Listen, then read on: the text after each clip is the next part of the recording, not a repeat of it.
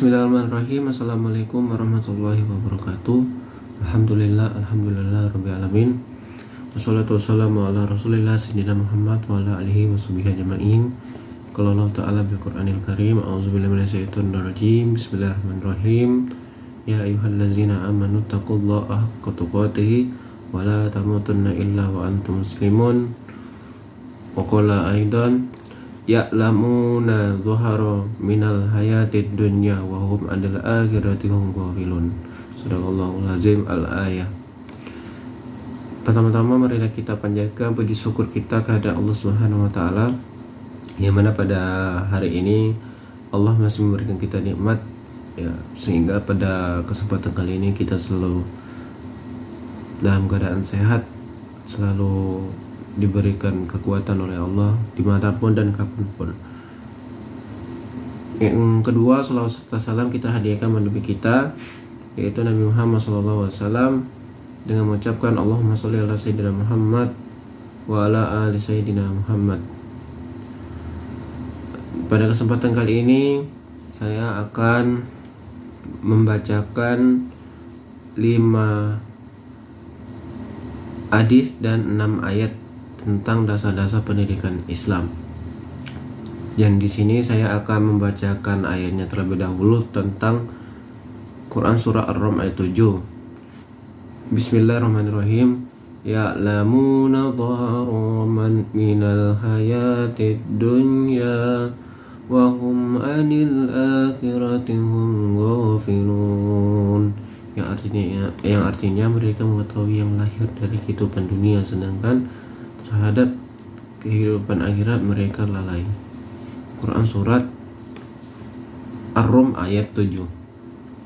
Quran surat Shad ayat 29. Di sini saya akan bacakan ayatnya. Kitabun anzalnahu ilaika mubarakun liyudabbaru ayatihi walitadzakkara ulul albab. Yang artinya kitab Al-Quran yang kami turunkan kepadamu penuh berkah, agar mereka menghayati ayat-ayatnya, dan agar orang-orang yang berakal sehat mendapat pelajaran. Quran surat Shad ayat 29. Di dalam surah Quran Shad ayat 29 ini dijelaskan bahwasanya Al-Quran diturunkan kepada Allah SWT untuk kepada kita itu penuh berkah. Supaya apa? Supaya kita sebagai orang-orang yang beriman menghayati ayat-ayat ya, kalam-kalam Allah, sehingga orang-orang yang berakal sehat, orang-orang yang berakal jernih akan mendapatkan pelajaran apa yang di dalam Al-Quran tersebut. Itu Quran surah Shad ayat 29. Seterusnya Quran surah Al-Kahfi ayat 66 dijelaskan bahwasannya qala lahu Musa hal tabi'uka ala an tu'allamana mimma ullamta rusydah. Yang artinya Musa berkata kepadanya, bolehkah aku mengikutimu agar engkau mengajarkan kepadaku ilmu yang benar yang telah diajarkan kepadamu untuk menjadi petunjuk. Itu Quran surah Al-Ankabut ayat 66. Seterusnya Quran surah Al-Ankabut ayat 43 dijelaskan bahwasanya watilka anfalu nadarabuhan nas wa may yaqalaha illal alimun. Yang artinya, dan perumpamaan ini kami buat untuk manusia, dan tidak ada yang akan memahami kecuali mereka yang berilmu.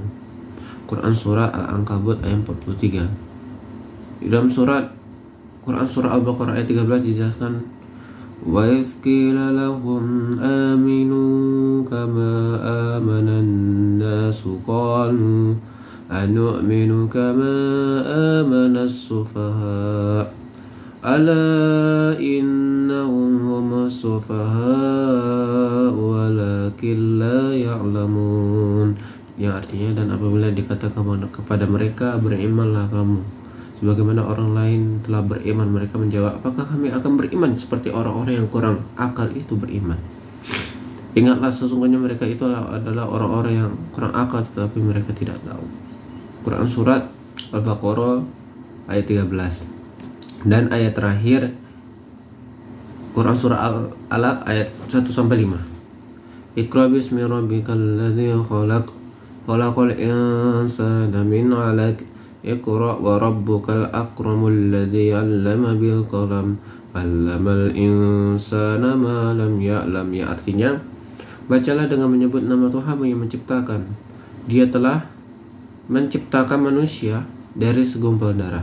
Bacalah, dan Tuhanmu lah yang maha mulia. Ia mengajar manusia dengan pena. Dia mengajarkan manusia apa yang tidak diketahuinya. Quran Surat Al-Alaq ayat 1-5. Dari 6 ayat di atas menjadi dasar-dasar pendidikan Islam, supaya orang-orang yang beriman, yang mempunyai ilmu, bisa lebih memahami ayat-ayat Al-Quran tentang dasar-dasar pendidikan Islam. Selanjutnya yaitu hadis. Ada 5 hadis tentang dasar-dasar pendidikan Islam. Talabul ilmi fardhatun ala kulli muslim. Hadis ini diriwayatkan dari Ibnu Majah, dijelaskan bahwasannya menuntut ilmu adalah kewajiban bagi setiap muslim. Maksudnya adalah kita sebagai seorang muslim, sebagai seorang muslimah dan muslimin, wajib hukumnya untuk menuntut ilmu. Karena dengan ilmu lah ya kita akan mendapatkan apa yang ada di dunia, terlebih lagi di akhirat. Selanjutnya hadis dari hadis riwayat Al-Hakim, dijelaskan bahwasanya iftahu ala sobinakum awwala kalimatin la kalimati billah ilaha illallah. Yang artinya, ajarkanlah kami kalimat pertama. Ajarkanlah kalimat pertama kepada anak kalian, la ilaha illallah.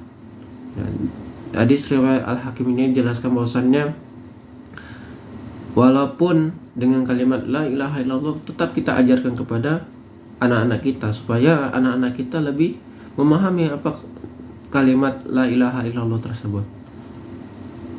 Itu hadis riwayat dari Al-Hakim. Kemudian ada hadis dari riwayat Al-Hakim, jelaskan bahwasanya manaha walidun waladan min nahlim ifdola min adabi hasanah. Tiada suatu pemberian yang lebih utama dari orang tua kepada anaknya selain pendidikan yang baik. Hadis riwayat Al-Hakim. Hadis ini menjelaskan bahwasannya tidak ada sesuatu pemberian, ya, suatu pemberian dari orang tua kita, ya, orang tua kita yang lebih baik, yang lebih mulia, kecuali pendidikan yang baik. Pendidikan yang baik maksudnya apa? Pendidikan yang sesuai dengan Al-Quran dan hadis. Pendidikan yang mengantarkan anaknya untuk menjadi manusia yang baik, menjadi insan kamil. Itulah yang dimaksud dengan pendidikan yang baik. Kemudian selanjutnya dari hadis riwayat Muslim dijelaskan bahwasanya man salaka tariqan yaltamisu fihi ilman sahalallahu bihi tariqan ilal jannah. Yang artinya, barang siapa yang menempuh suatu jalan untuk menuntut ilmu, maka Allah Subhanahu wa taala akan memudahkan baginya jalan menuju surga. Hadis riwayat Muslim. Hadis ini dijelaskan bahwasannya ketika seseorang menempuh perjalanan untuk menuntut ilmu dengan niat dia untuk menuntut ilmu, maka Allah Subhanahu wa taala kelak di akhirat akan memudahkan baginya jalan menuju surga. Bahwasanya orang-orang yang berilmu itu akan selalu dinaungi oleh para malaikat, akan selalu dilindungi dari segala macam mara bahaya. Karena begitu pentingnya seorang menuntut ilmu untuk meniatkan dirinya kepada Allah Subhanahu wa taala, bukan karena manusia.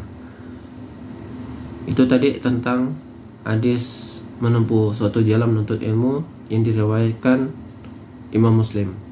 Selanjutnya hadis terakhir dari hadis riwayat Ahmad, man aradad dunya fa alaihi bi ilm wa man aradal akhirah fa alaihi bi ilm wa man aradahum fa alaihi bi ilmi. Ya, artinya barang siapa yang hendak menginginkan dunia, maka hendaklah ia menguasai ilmu tersebut. Barang siapa menginginkan akhirat, maka ia menguasai ilmu. Dan barang siapa yang menginginkan kedua-keduanya, yaitu dunia dan akhirat, hendaklah ia menguasai ilmu. Hadis riwayat Ahmad. Hadis ini dijelaskan bahwasannya ketika seseorang ingin menggapai akhirat, maka dia harus menggunakan ilmu. Jika ingin dia menggapai dunia, maka dia harus menguasai ilmu, karena dengan ilmu ini seseorang bisa menginginkan apa yang dia inginkan, baik di dunia dan akhirat. Itu ya, hadis riwayat Ahmad. Mungkin itu aja dari penjelasan dari di atas tentang hadis dan ayat tentang dasar pendidikan Islam. Intinya, kesimpulan dari apa yang saya bacakan tadi, bahwasanya menuntut ilmu itu penting. Ya, menggapai kemudian menguasai ilmu itu sangat penting, karena untuk mencapai dasar-dasar pendidikan Islam itu ialah kita harus benar-benar mendalami, menguasai suatu ilmu.